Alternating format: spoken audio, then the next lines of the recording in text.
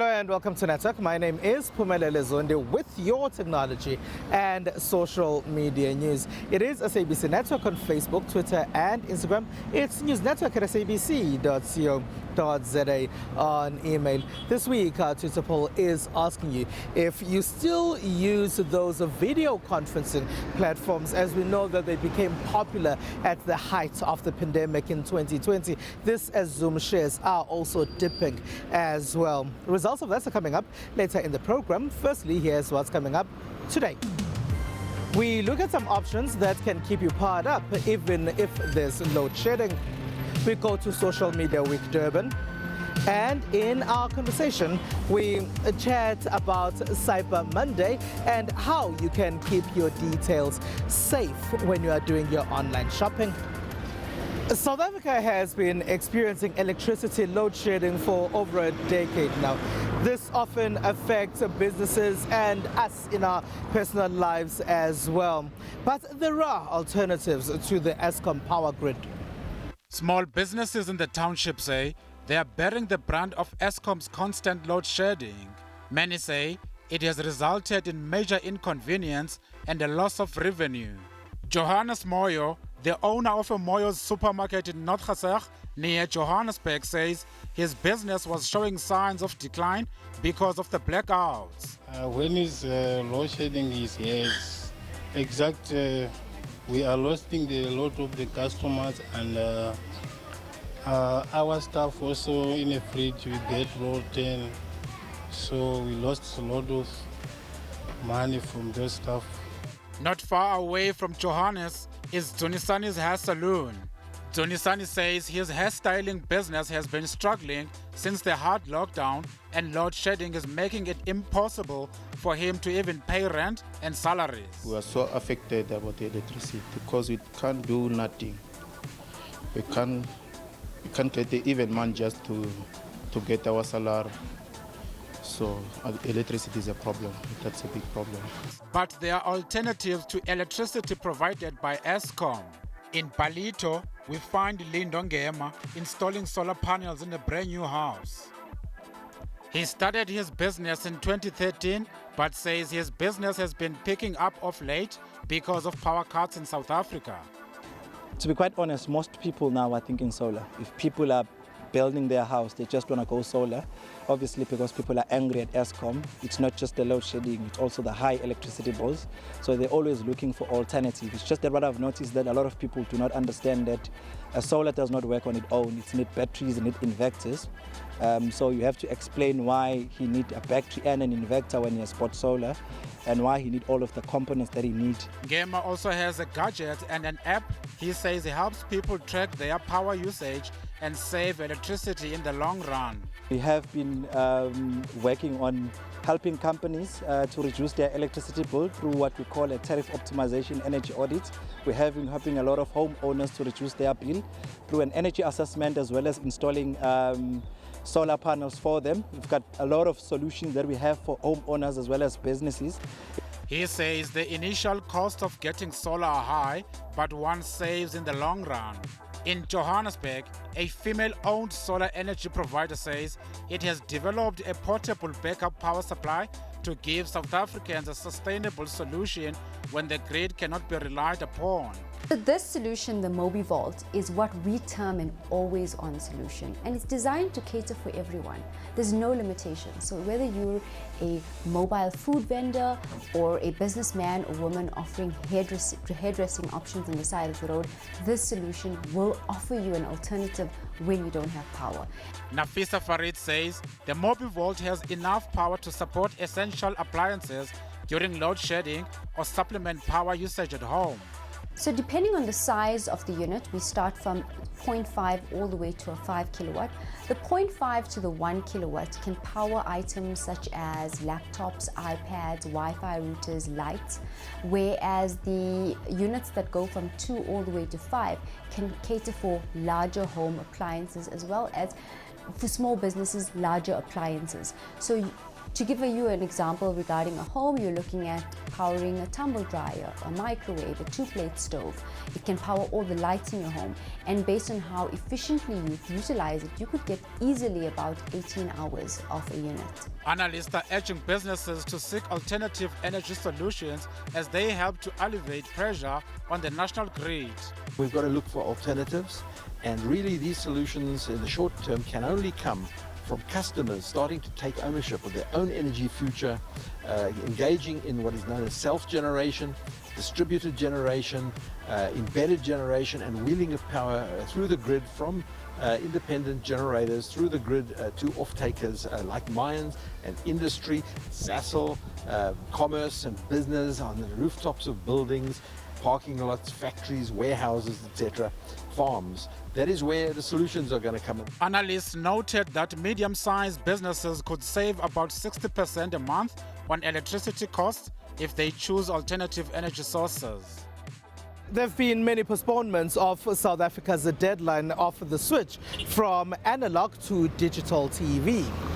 But what's the latest on this, and do people actually know what they need to do in order for them to switch? It seems South Africans aren't rushing in droves to apply for set-top boxes in time for the broadcast digital migration set for the 31st of March 2022. The Minister of Communications and Digital Technologies gave a breakdown of the number of low-income households that have registered for set-top box subsidies thus far.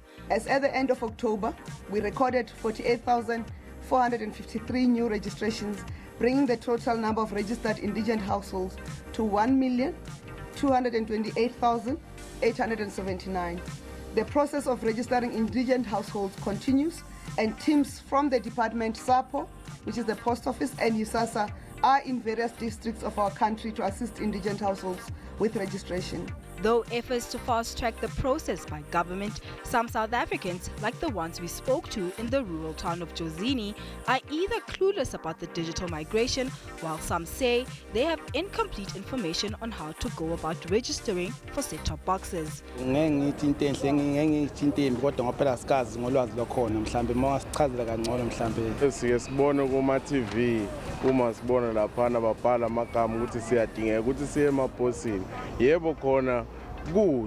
kodwa futhi kuphinde kube kubi. I-TV yami ibhalwa imigama lapha ngesizulu, iqala ngesingisi bese ibhala ngesizulu, ithi angiphuthume ngaseposini, kodwa okunye nokunye ngibuye ngakufundi.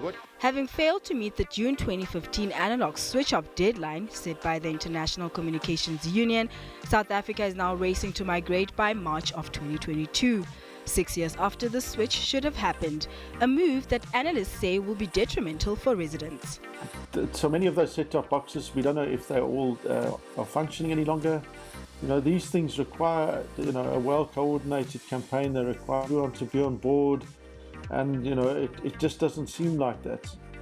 And at the moment, the way things stand, if they go with their plan, we're going to see millions of South Africans without having access to any television, and that just, I think, would be a very, very, very deeply problematic kind of route to go, which is why there is another court case, and I know that because both MMA and SOS are joining that action with ETV against the minister to say this is not the way to go. The minister added that the migration process has been going smoothly in some of the provinces that have fully switched off from analog to digital. We have managed to conclude analog switch off in the Free State province at the end of October in accordance with the plan without any blackouts. But the question is, how is the digital migration beneficial to South Africans? Firstly, the biggest thing is that you free up that spectrum, right? So one of the biggest things that we need in South Africa is everyone needs to have access to free, fast, reliable broadband. That simple. That should be one of the top priorities for our government, along with provision of stable energy supply and basic services of water, sanitation, etc. While South Africa has been struggling with this important analog switch off, there are countries that went digital over a decade ago. The first of these was Saudi Arabia in 2006. 15 years ago, Finland started the process in 2001 and switched off analog completely in 2007. Many in Africa are also ahead of South Africa. Social media is a space for very many things. While many go there to play, there are those who go there to learn. You might find that there are even history pages in case you can't go to historical sites like these ones that we are in at the moment. Recently, we went to find out more about social media at Social Media Week Durban, and we learned more about the event itself as well. The 2021 Social Media Landscape Report by Onico and Worldwide Works says the number of social media users in South Africa grew from 22 million in January 2020 to 25 million users in January 2021. That means almost half of South Africans use some form of social media. While it started as a platform for fun, social media has now become a platform for telling stories for some. We wanted to tell African provoking stories because our stories, especially for black people, they're not found online. So we wanted to create a platform where we can tell African stories, because especially when you're looking for stories about love, you can't find black stories online. All you find is generally all stories that don't really relate to us. So we wanted stories that could relate to us. So that's what we did, and we found a gap in the market to say, actually, there's a gap in YouTube, let's tell stories online. Some have been helped by social media to market themselves and make money. Oh, it's pivotal in my real estate business. I mean, to be able to show the beautiful mansions that I'm selling, to be able to advertise my services if they're not leveraging social media, which is a free platform, then they are doing their business a disservice. So what sets me apart is that I'm able to showcase my skill set. You know, it's one thing to be extremely smart and to work in the background, but it's another thing when people know that you're extremely smart and you work hard. So showing that lifestyle and engagement has completely transformed my life. If a brand wants to work with me, I send them my rate card. Normally, you know what you're working with. You know that, okay, I'm most likely to charge you this and that. And you look at the brand. If the brand says they have a certain budget and you're willing to negotiate, you do that. But if you can't compromise, I mean, the rate card is what speaks for itself. So it just makes communication and going back and forth easier. Many have come from other cities, cross-country borders, and there are those who flew from overseas to attend this year's Social Media Week Durban. It's the only Social Media Week event in South Africa. It's important that Africa and South Africa can acknowledge that 10 of events and understand that we're in a new revolution, which is called the digital revolution. And if we're not catching up, we're going to be left behind as Africa. While social media is good fun for many, there are speakers at this event who say we must be cautious about where our data ends up and how it's handled by those who get access to it through our social media platforms. They say every detail we share is kept somewhere. But the way that you can tell where the data goes is what you sign up for. So it's important to be mindful of what you're clicking on when you're registering for new apps and new websites, because they are asking for your data. So be very mindful of what you tell your wireless provider, what addresses you're giving. You can ask questions, are you making this public, so that you know what's out there. Those here say it's important to have discussions about social media because it evolves fast. Think how TikTok grew at the height of the COVID-19 pandemic in 2020. One thing about social media is that it's one of the most powerful tools, but also it has the power to build, but also it has the power to destroy. So one thing for sure, we need to have the knowledge to say, how can we actually make this content that we're growing and not content that's breaking people. And another thing is that we need to make sure that people are able to utilize this and make sure that they can create businesses around it. So for platforms like Social Media Week, we're able to say, let's gather entrepreneurs and influencers so that you can be able to connect, learn, and share the knowledge amongst each other. And that's the networking power that social media brings amongst us. The reason why social media is important as a concept is that it creates jobs, it creates opportunities, it helps businesses market themselves, it creates an opportunity for the people to get into the digital economy. That's why. Because of social media growth, individuals, brands and creators of these platforms are constantly encouraged to engage about the evolution of social media. SABC Network on Facebook, Twitter and Instagram. After the break, we chat about how you can keep safe as you are getting those online deals with Cyber Monday coming up and the festive season coming up with a lot of festive shopping deals as well.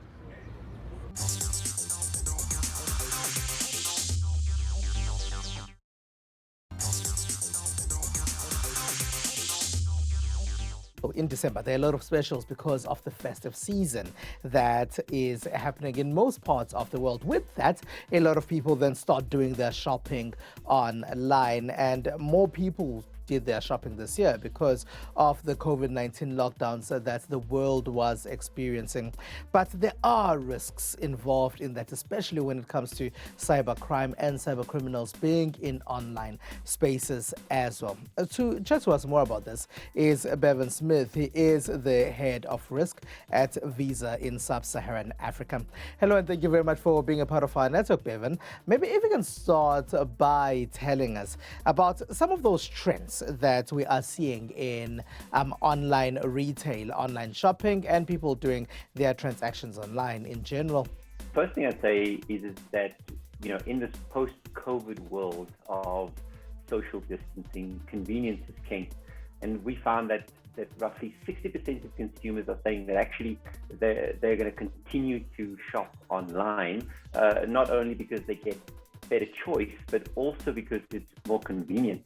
And that is something that's going to remain, really not moving back to that kind of physical store environment, And we're seeing actually another interesting trend is that a large proportion of the online sales are coming from mobile devices. So people are more and more shifting towards saying, hey, let's go to the convenience of using the apps on my phone to try and find what I'm looking for. Do you think there's an awareness that consumers need when they are on various online retail platforms? Yeah, I would say the great thing, or when that security is really working, is when it's seamless and it's happening in the background. And, the important thing about smartphones today is that when you think about your biometric authentication on the device itself and the security that's built in around that, it just happens, and that's really why I say while consumers are not necessarily aware of it, it is there and it's actually protecting them every step of the way. Bevan, criminals are always looking for ways around this, no? Yeah, absolutely. And here, often the consumer are their own worst enemy, and I mean that in the nicest way possible. What criminals are doing now is that they are using social engineering to capture the details of consumers. So it's not about stealing your thumbprint or your facial recognition, as we've seen in some of these videos. It's more about getting the consumer to believe that they're doing one thing while something else is happening. So, for example, saying to the consumer, can you please authorize this refund to your account, when actually what's happening is that there are transactions going off that consumer's account, and they are authorizing those transactions by disclosing their one-time password to the criminal, and that is really what the challenge is at the moment. How can financial services providers like yourselves and banks mitigate this, and do they always know how to mitigate it? I will say that it is tricky, and a lot of it comes down to your own awareness about what's happening on your bank account in principle. And so, registering for your notifications when transactions are happening on your account, reporting, any suspicious transactions on your card. Also, canceling a card when you suspect that something's going on. We find in many instances that consumers will, they'll see a small fraudulent transaction go off their account for 10 Rand, 20 Rand, and they say, it's not worth my while to report that. What happened is that the criminal on the other side is actually testing to check whether your card details are working. And with that, they then eventually escalate those figures up and start, defrauding you of more and more money as they go along. So it's really about being proactive and being aware of what's happening on your bank account, and treating that as cash, because that's the important thing. There are consumers who are still scared of making transactions online. What would you say to them? What I would say to consumers who, again, are wanting to transact through cash is that, certainly you have to think about the security there. From a Visa perspective, again, if you have fraud on your credit card, which is not, which was not of your doing, you have the ability to dispute and actually get that money back. Whereas cash, once the money's gone, it's gone. And really, from our perspective, it's about providing you with that security and that sense of trust that when you use your Visa card, it's going to work firstly, and that actually you've got recourse in those instances where you've got fraud on the card. And I think that's a really, really strong proposition when you think about the economic times we find ourselves in. All right, Bevan Smith, who is the head of risk at Visa. Thank you very much for being a part of our network. With that, let's take a short break.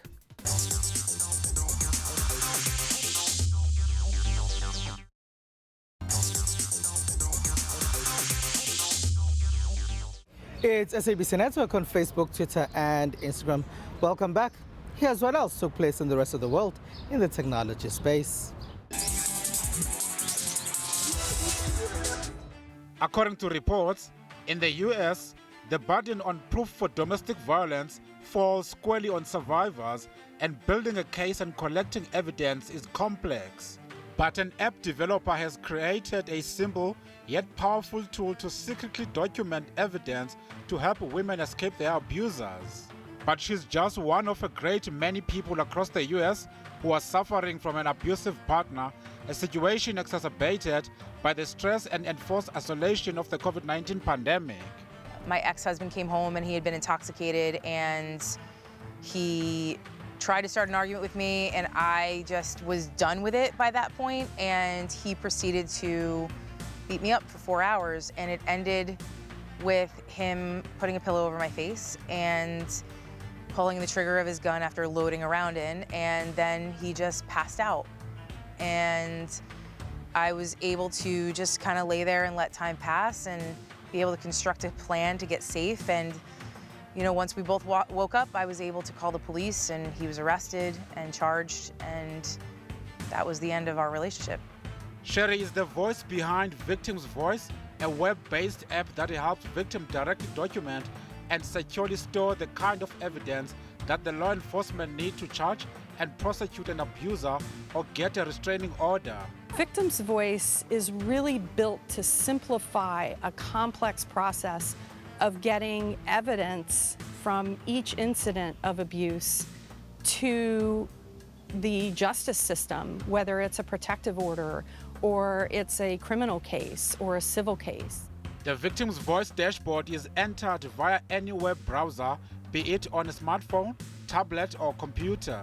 Dr. Jill is Executive Director of the Domestic Abuse and Sexual Assault Crisis Center of Warren County, one of 54 shelters nationwide supported by the Mark K Foundation in 2020. She says post-pandemic numbers have exploded. Our numbers have increased 388% in shelter.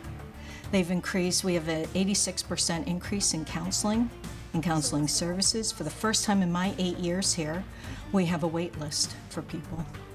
Victim's Voice is available through advocacy organizations, shelters, and law enforcement, or through the Victim's Voice website.